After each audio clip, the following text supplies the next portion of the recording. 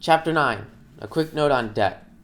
We talked about how debt compounds earlier, but I want you to really understand how much it can hurt you. The conservative average stock market return is 9% annually. This return lowers to 7% per annum with an average inflation rate of 2%. With this return, you can grow your money over time to grow as much wealth as you want. Debt interest rates vary a lot depending on the economy, treasury bond rates, demand for debt, and much more. At the time of writing, average student loans for the past decade charge around 4 to 7% annual interest. Credit card interest rates are increasing. The average borrowing rate for the past decade is around 15 to 16%. You can expect to see even higher rates as a new card applicant. The average American 30-year mortgage charges 4 to 5% annually. Mortgage rates in particular have changed a lot over time, significantly decreasing in the past few decades.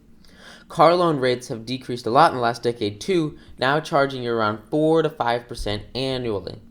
Average personal loans from financial institutions charge you 10 to 30% annually. 30%! If you put $5,004 into an investment account for 35 years that yielded a 30% annual return, you would have $48,678,213.57. The massive growth of even the smallest debts can destroy any hopes you have for putting money away for investing. This book is not about how to avoid debt through budgeting or frugality, but I hope that you now realize the importance of avoiding debt to free up your money for investing. To figure out how much your debt can really cost you, use the same compound interest formula or calculator from earlier in this book using interest rates that apply to you. For most people, living below your means is much more financially sustainable than ever taking on debt. One exception to debt avoidance appears in real estate investments, where you can have debt at 4% and an annual return of 10%.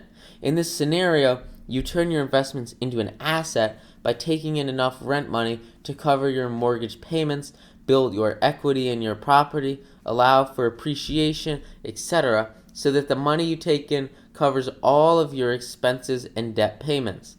In these scenarios, it often makes sense to keep long-term debt even when you can pay it off, because your percent return and your investment significantly exceeds your mortgage interest rate, and the extra money in your pocket allows you to reinvest into new assets that outperform your debt.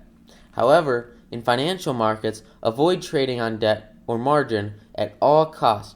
Losing more than you have to bet on a position and indebting yourself to a broker is as bad as taking out a loan for a Hawaiian vacation, around 10% at some brokers.